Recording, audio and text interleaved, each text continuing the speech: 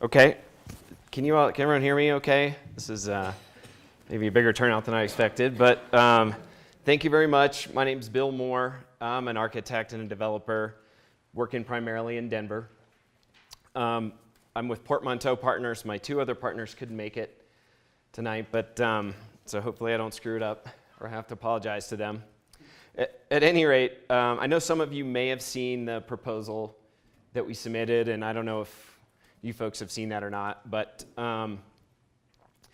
before I get into that, I'll tell you a little bit about my background. I have a company in Denver called Sprocket Design Build, and we do mostly, most of it's in the Front Range, infill, mixed use, and multifamily.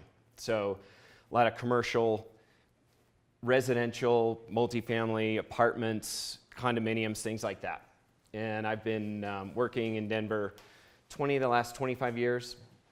And our company, Sprocket, is actually the architecture and construction company, has been in business since about 2000, so about 17 years. Sometimes a little smaller than others, but we've been operating since then. So I'd like to, and I'll keep this short, but I would like to share some of our work just so you can get a sense of where I'm coming from and just the scale of things that we've been involved with before we talk about the RFP. So these are just a few pictures. We've done live work, apartments, condominiums, townhomes. These are some of our projects we've done over the last probably 15 years in Denver, some townhome projects, condominiums. Lately we've been doing some more office and retail mixed. This particular project is on Blake Street, and it has an old warehouse converted into residential and retail. It's paired with a new building of the same program, and so this is an infill project we completed about a year ago. Won an award from Historic Denver as kind of a remix adaptive reuse award. This is a mixed-use apartment project completed in 2015. This is another office adaptive reuse. Again, I'm going to go through these pretty quickly. So this is a townhouse project we did quite a while ago in the west side of Denver. It's a neighborhood that's really developed about a decade ago. We've done some restaurants in Boulder. This is another, all these are infill. This is an office building that we renovated. It was our office at one time. That was another office building. This is a mixed-use project in the west side of Denver. It has retail on the ground floor, a few different tenants, residential above. This is a 3-story building. The reason I included this, I do see the scale of project. It may or may not be this type of architecture, but the scale of project would be appropriate kind of for the scope of the RFP. So I wanted to show that. These are some more restaurant spaces. This is a brewery in North Carolina that's just being finished right now. We've done some public space projects. This is a competition in between two buildings in Denver that we didn't win, but I included it because I like it. And it kind of shows, to me it's important because the way I think about this project and this RFP, it just connects other spaces and other uses together. Let's talk about Dillon. You all probably, I assume everyone in this room loves Dillon and appreciates the potential. I was really excited when I saw this RFP. You may or may not know, there's really nothing like it. And a lot of it stems from the way the real estate ownership is structured here. And it's an opportunity that you just don't get. You only really see something like this in a brand new master development or something like that, where you really have an opportunity to change something in a big way or redefine something in a big way. And so and I looked and I could not find anything like this at all. And so I think it's fantastic. No offense to Silverthorne, Frisco, and Breckenridge, but this is the prettiest town up here. And I think I said in the RFP, it's an underachieving town. And I don't mean any disrespect by that, but why is this town not just jam-packed all the time? Why isn't it too expensive for me to even come here? Because it ought to be, and it has these attributes. The lake is fantastic. It's unbelievable. I feel like, in living in Denver, obviously, a lot of people from Denver go to different mountain towns. in the summer, in the winter, all the time, and they have different reasons for that. But I do feel like Dillon gets overlooked sometimes, and there's so many great things about it, and this core area, RFP, can really bind those attributes together. And so, I tackled it, I approached it as a design problem. I think, the real estate can certainly follow that, but as a design challenge, that's sort of where I see, how it can work and kind of where it needs to go. And so, for me, it's fantastic. It's an incredible opportunity. So I tried to be pure developer, but I can't help it because I'm an architect, and so that's what attracted me to the thing. Am I going too fast? All right. Can you tell I'm excited? Okay, good. All right. This is the slide where I'm supposed to talk about my team, but it's the comic relief part. So I'll just assume you got it. So these are some other images that we just talked about. We are also a construction company. I'm only going to bring this up for a moment because I think it contributes to our experience and our understanding of logistics and costs and things like that. I'm not necessarily approaching this development as a construction project for Sprocket, my company, but I think it's noteworthy because it's something we deal with all the time. We have two $20 million projects in construction right now, and so it's just part of how we're wired and how we approach every project.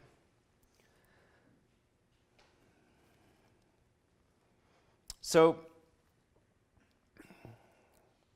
the RFP deals with the town, and there's disconnected parcels. So when I was referring to what I think are kind of disconnected attributes of Dillon, I think the RFP is almost a micro version of that, in that, and as you all know, I assume they're kind of in different corners of the core, but yet they're all being offered kind of in the same way or for the same concept. And so in looking at that, I tried to think, how can we bind this together? How can we create and further the identity, which, by the way, the Lakestyle identity and guidelines is fantastic. So I kind of want to take that as a point of departure.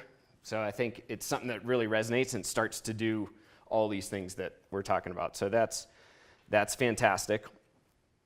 The core area is not connected to the lake. It's just not.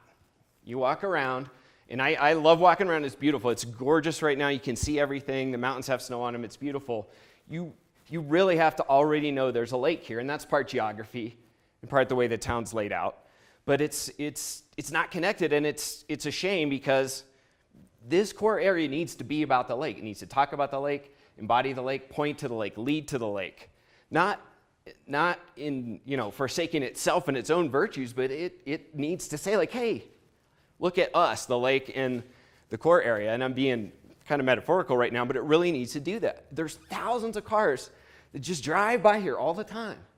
And they don't come here. They go to outlets or they go to something else. And it kind of blows my mind.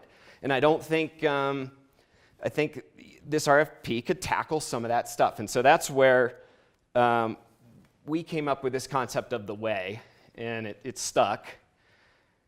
It's stuck in our office. And so when I talk about the way, I think about the way from the core to the lake. The way could also be the way from Highway 6 to the lake. I mean, it's so important as an organizing thing. It's not to say the whole center of the town core isn't important, but as an organizing principle, to talk about the town and to create an identity, this concept of the way will I think, bring about that connectivity. And so we've talked about our project and talked about our proposal in that way. So this slide, and everyone can kind of see that. So it's just a diagram of how we would start to think about that way. And the way it abuts a couple of the parcels in the RFP, but it's very close to other ones.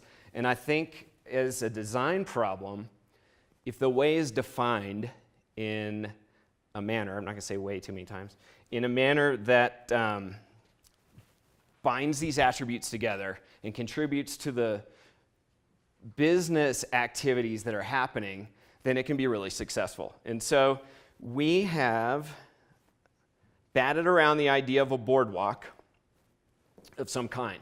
And it seems kind of simple. In a way, I almost felt like it was kind of childish at first, but I'm talking about a wooden or wood-ish boardwalk.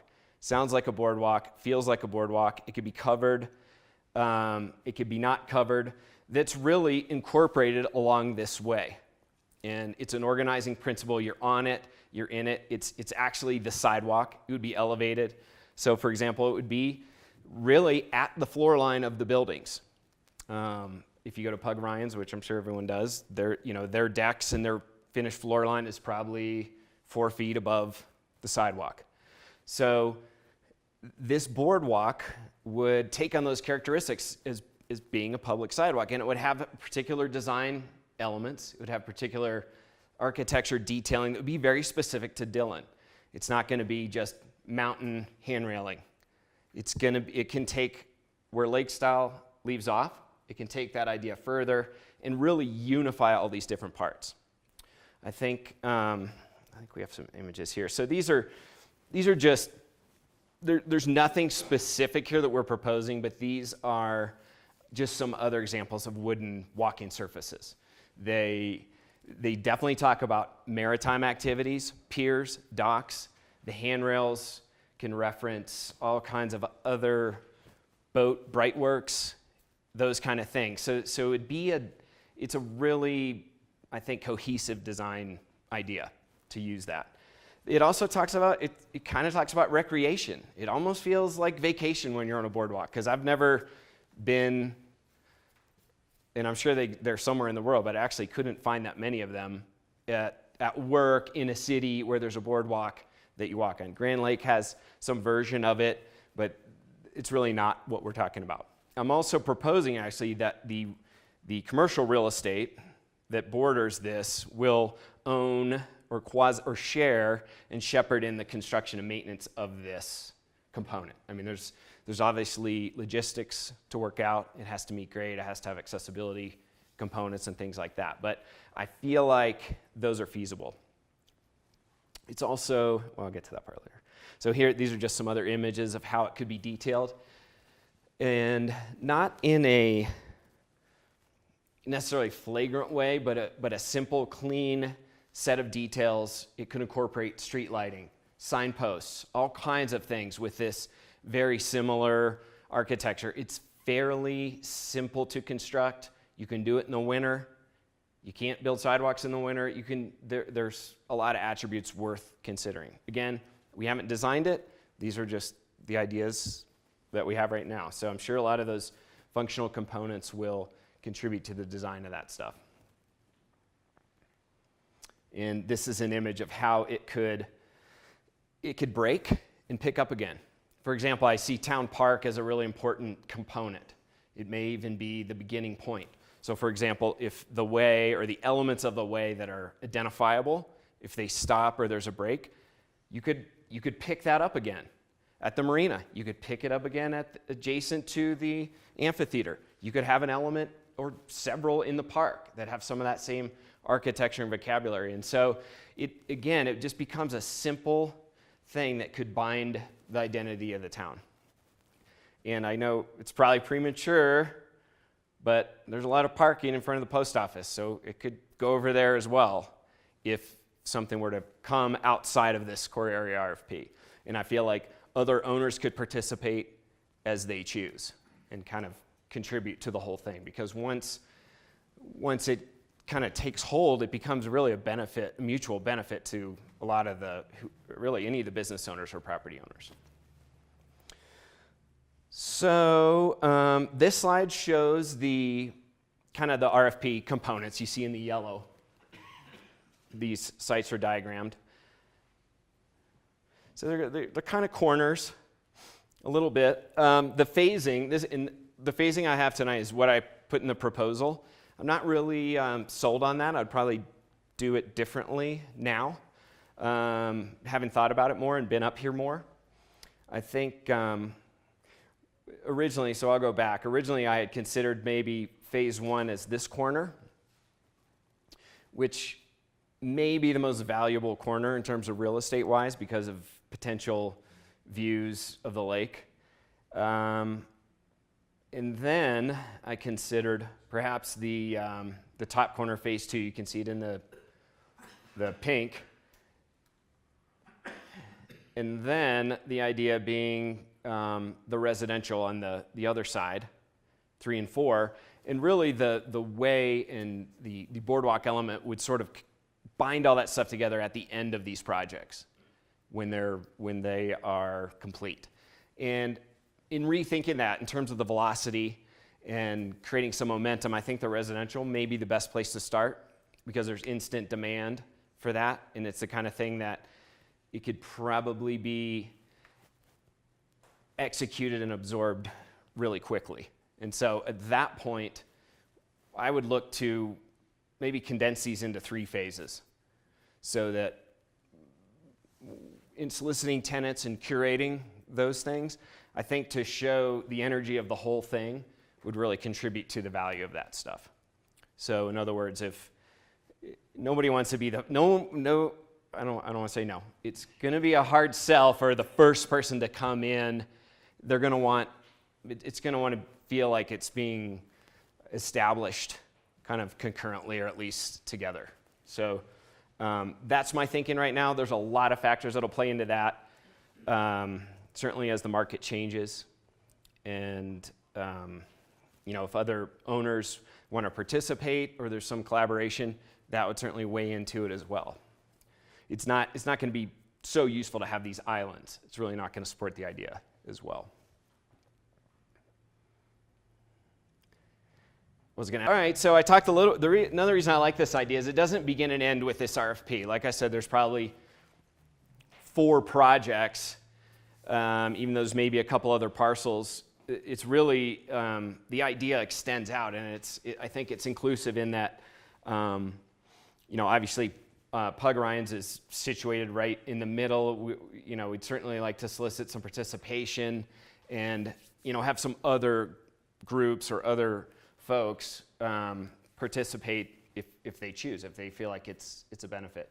I think the strength of the idea, if you took it from 6 to the lake, that's a pretty strong idea. And then it has an identity and people talk about it and they want to go to it and they want to see it and they want their business there. And I think it really has a lot of value. But it can happen in other places as well. I certainly, when I turn in off a 6, I want to know there's a lake down there. And you don't know that. I have to already have been here. And so there's thousands of people that don't know that. And they don't know how close it is. They don't know how convenient it is. They don't know how fantastic it is. They don't know how gorgeous it is. And it feels like if there's any piece of it that could, speak to that out there, that would be important too. It's such a threshold for the town. And in the same way, this is an important threshold because it is, by the geography, it is kind of broken up in terms of views and things like that. All right, the real estate. This is,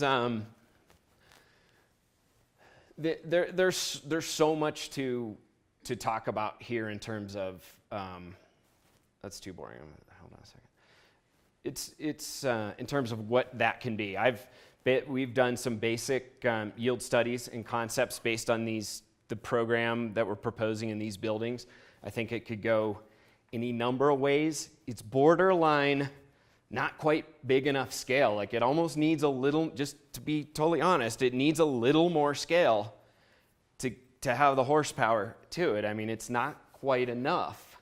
And I have this was pretty loose of assumption. I probably had the whole thing, if it got built out just as proposed, $40 million.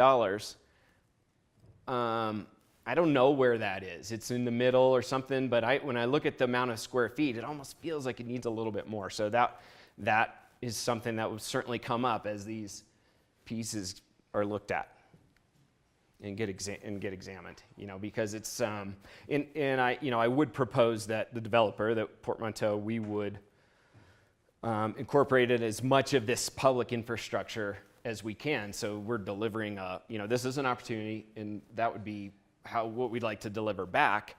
And, we have to be able to pay for that stuff. So that's obviously not solved at all. So, and there may be some questions on that as well. One thing I think I kind of struggle with, how do we go from here? It feels like this could be a process of, all right, this is a big thing to chew. How would we go from here with a group like ours? And I just want to speak to that a little bit, because if I were a resident or a bit property owner, that'd be my main question. I think I would propose a development steering committee, group, board, I don't even know what to call it, but that's made up of a council representative, an at-large community member, and a staff person and one of our staff, to kind of have a regular meeting to make sure that, we think that we're going to do what's in best interest for the community, but on any given day, somebody might not think that. So keeping it on the rails and keeping everybody cooperating and making sure that kind of everyone's interests are taken into consideration, I think that'd be really, really important. I'd almost do that first, or I'd do it right away as we move forward, so that there's I know we're going to have to be held accountable, but at the same time, we're going to need to move. We're not going to want to wait around for years and years for different things and personal things to get resolved. And this is everybody. This isn't this town. So that's one thing I'd propose, and I think it would be really constructive for almost just to represent the interest of the town, of the property owners, the residents, the council, and then we can, we have our voice there, and that becomes, a trusted voice, or certainly a place to hash out all the issues that will arise. And that concludes my presentation. Thank you. This is cool. I was just telling a few folks, I didn't, I'd gotten your proposal a little bit ago, but had not gotten, didn't really have anything more than that. So it's great to hear some of the thinking behind it. We'll open it up for the council here, I think, to start asking some questions and getting some of your thoughts. But I do want to say, first, I appreciate your candidness that you're already thinking about how some things might be different from what was on paper. I think that obviously there's going to be more of that, right? And appreciate some of your thoughts on how we might, this is unique in that it's there's a strong public component to this, which some of your developments probably don't have, and navigating how to be, how to appropriately respond to communities has been an important part of that. So I appreciate some of the thinking ahead on that. Sorry, if I could give a couple of comments quickly. That's I'll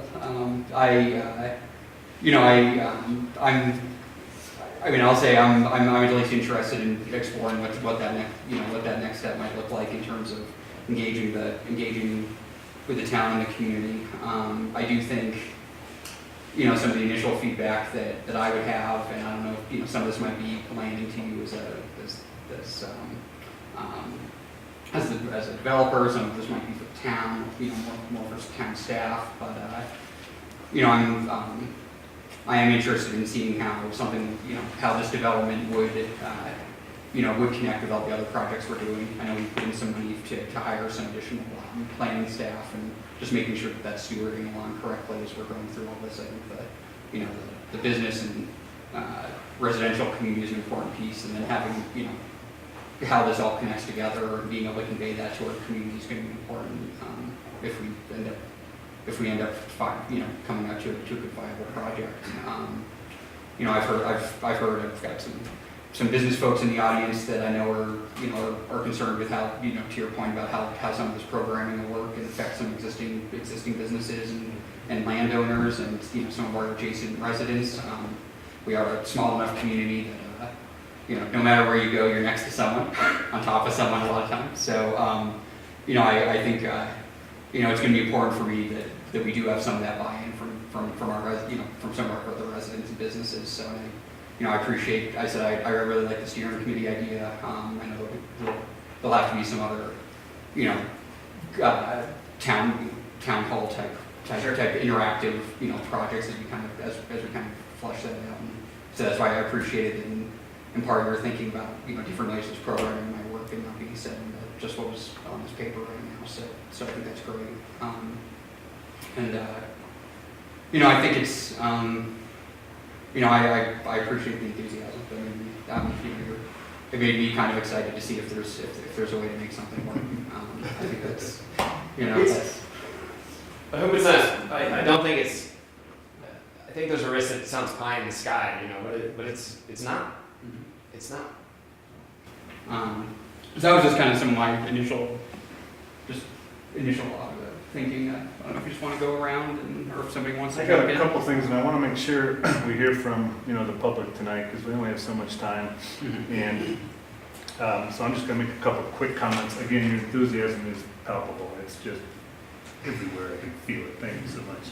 You also have been able to pick up on a lot of the things that we in town staff and town council have been working on over the years. You picked up on, you don't know that the lake is there. You picked up on the connectivity problems, and we've been looking for a partner, somebody like you, to help us solve that through. So I think that's the fact that you picking up, and you're also picking up on the other issues, working with the public and the stakeholders and how we do it. One of the risks of getting a single group to help us develop all these parking lots is that we're getting a single group to help us develop all, as opposed to, I prefer what we're talking about here. But I just wanted to say that, again, I'm really looking forward to this. And you are obviously aware of that this will take some extended time to work through the public issues. Sure. And I know some of the public probably has some questions on this. And I would just caution the public that this is purely preliminary. And I think he's already made some comments tonight that would reverberate with that as far as phasing. We're not going to even get into heights tonight and that kind of stuff. But again, that's my comments for the moment, and I would like to hear what the public has to say. Mark? Well, I can kind of reiterate what Brad just said. I'm excited because of the excitement, but mostly because I think you present some key components that we agree with, or I agree with, that I think, as you stated, connecting, the connectivity of it all. I think it has a great flavor of incorporating a lot of the business, existing buildings that we have, and finds a way to tie a little more together. I like the idea of tying it all together, and I think some great ideas. I'd like to see some discussion on this, and I'll finish with saying, yeah, very much. I think we have a great attendance tonight that I'd like to see some discussion.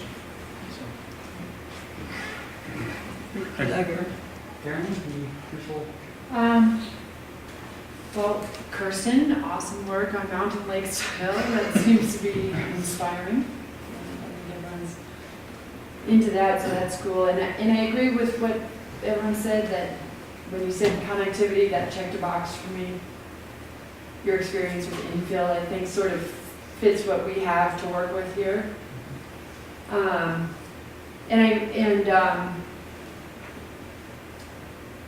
like that you rearranged the order of the phases you had originally sent to us, because, that corner's great, but would a hotel be the first thing we need, or do we need people? And my thought is we need people here. Mm-hmm. And so I like the idea of getting those people into the core right away first. Something you said stuck out to me, that it ought to be too expensive to live here. I think for a lot of people in the county, it is too expensive to live here already. Not that I don't want my property value to go up. Of course I do. But Something we have to keep. yeah, I do think the scale of where we take that. That's not a goal. That's just Observation. Yeah. usually the places I really like are too expensive, or they're expensive. So that's where that was coming from. Those are the notes I wrote. Yeah, we need more collaboration between the town and the public. There's no reason to go much further until we have that.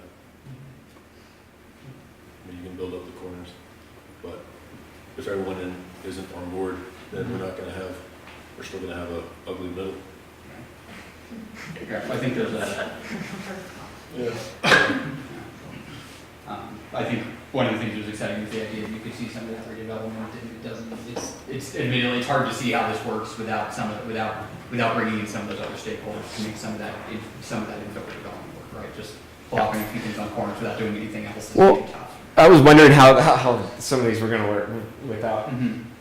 participation from those folks for sure. And still good? Yeah, no, it's just Okay. public. Maybe we could just pop up and, Robert? Well, I'd like to hear a little more, Bill, about your team. Okay. Rocket, how big it is, and two partners that are also involved. Sort of the capabilities that you might have to help us evaluate options, do economic analysis, and maybe some capabilities to get private property owners involved in the process with you and to encourage them to participate. Okay.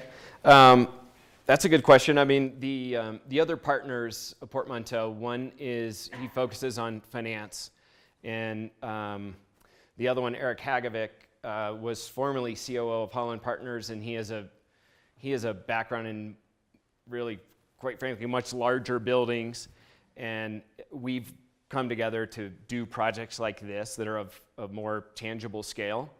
My company of Sprocket is really independent. It's a service company. So we have,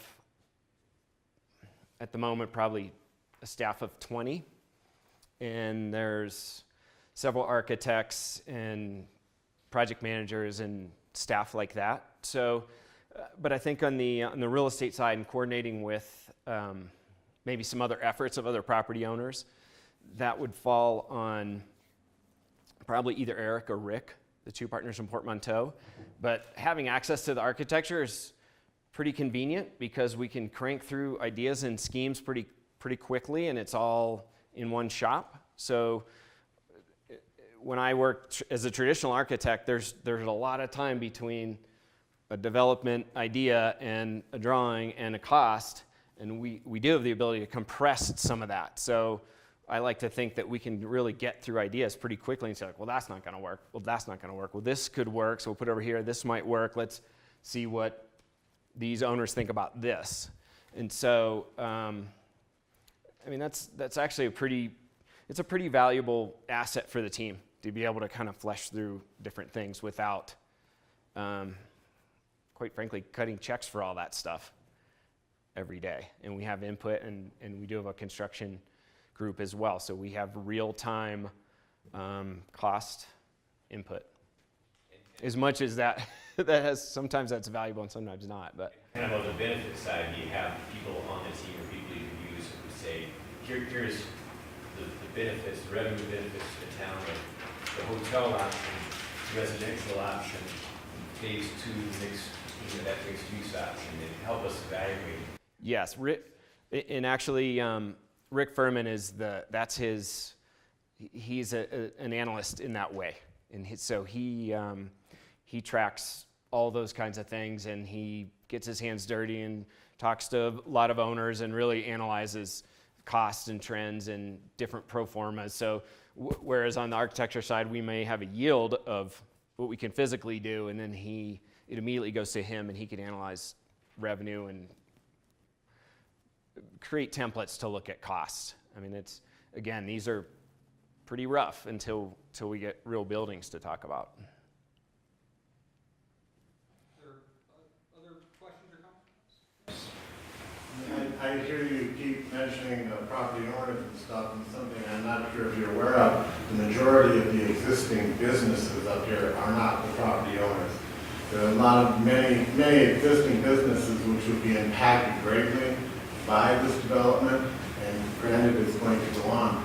Not keeping them in mind and keeping them in consideration, I think would be terribly wrong.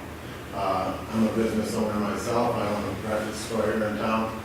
And it's very important through the process to keep these businesses in mind, not to put them out of business while you're doing this sort of construction.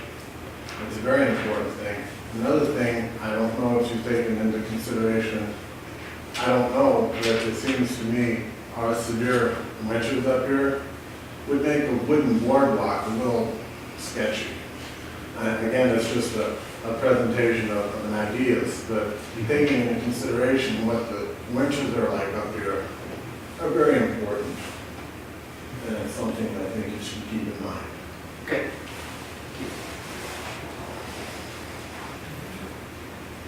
Anyone else want to, it's a free comment at a work session, you don't always get this. So which buildings, rather than doing the hotel first, Yes. which buildings would you like change the phase on? And what phase would you actually connect the boardwalk to the amphitheater and all that kind of stuff? I don't know. But what I think in terms of creating energy, so the path of least resistance to start this big thing would be the residential. And so from a financial perspective, there's demand, things like that. And so those are back here, phase 3 and phase 4. Again, when the buildings on Lake Dillon Drive are done, their boardwalk piece would be built at that same time. So it'd be concurrent.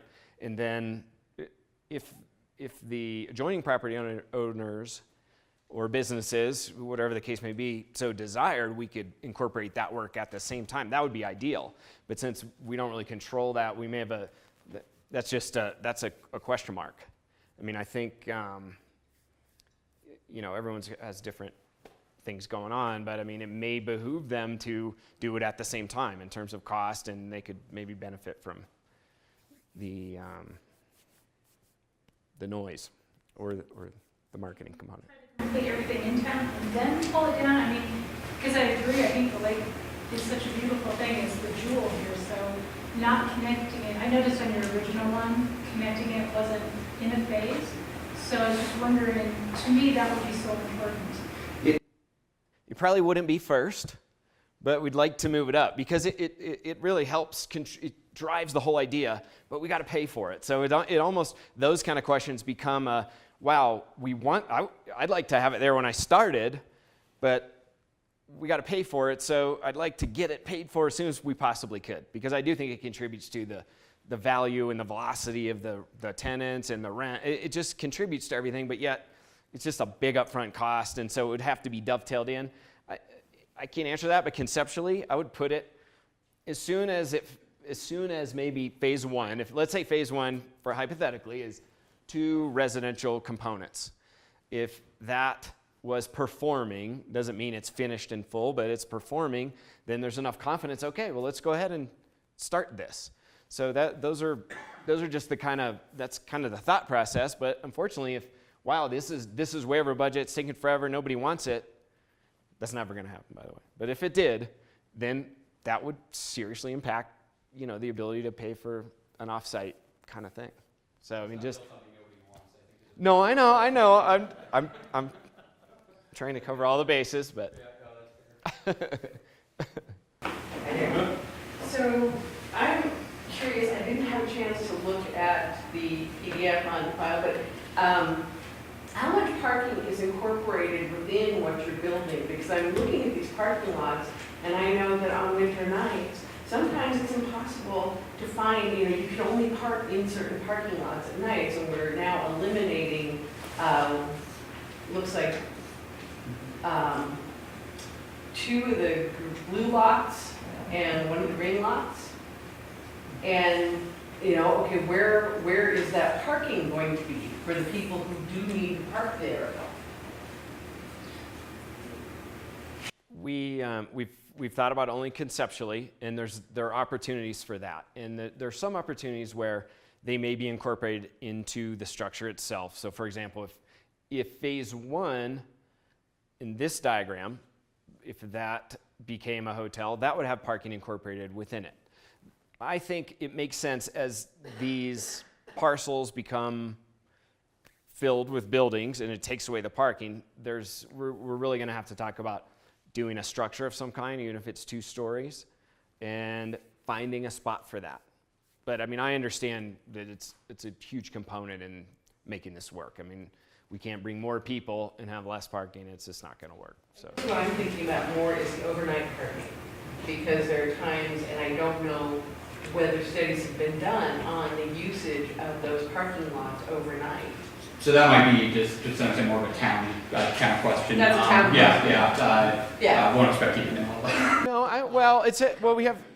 we depending on how the residential's laid out too, we'd like to certainly park as many cars as we can within that parcel as well. I mean, that's something that we try and do. So we did do a parking study a few years ago. It does. I think we do think there needs to be an update to it, because some of those lots are getting pretty full. We got some comments at a recent HOA meeting we went to with some similar questions, almost regardless of this project. If some of what we laid out here, we can some of the parking lots that aren't really efficiently built, we can reconfigure with minimal loss of parking. But I mean, if any of this goes forward, I would be wanting to make sure we direct at some kind of like a parking study to make sure that we don't build something, take away a lot, and then just end up with And we've been talking about 100 less spots that we need or something, right? Yeah. Like that's, and I think there's a side question in terms of some of the overnight lots. As I said, almost, certainly if this happens, but even if it doesn't, and we're going to be, I know staff is preparing some recommendations on ways we can work with residents and some businesses to make sure you've got the parking that you need to overnight. So there's a separate conversation that would also tie into this. So we'll be talking more parking one or the other. So, but I appreciate it. Any other initial thoughts or comments from folks? I know we are getting this recorded for public television. If folks want to go back and rewind and hear all of my great comments and questions, they can do that. Otherwise, yeah, let's. Bill, you kind of asked, if there's traction on this, where do you go from there? But I know Kirsten, in particular, town staff have been thinking about that, as well as some of these members here who serve on some of our citizen advisory committees. And I think we can probably work that one out fairly succinctly with some of your guidance and staff guidance, and Kirsten, and even some of the town citizens, to start to get a handle on it, so to speak. Okay, that's great. There's one other thing that I forgot to say is that just because I'm an architect, I'm not necessarily proposing that we design everything that happens here. And I don't know if there are any architects here, but we would, and even if there's not, we would probably have a couple different architects working on these projects, because I think even if you try as hard as you can, you have as a designer or whatever, you're predisposed to certain things, good or bad, and having a whole lot of that, I think it'd be interesting to have other architects participate. So that's just throwing that out there. Any other questions or comments from council right now?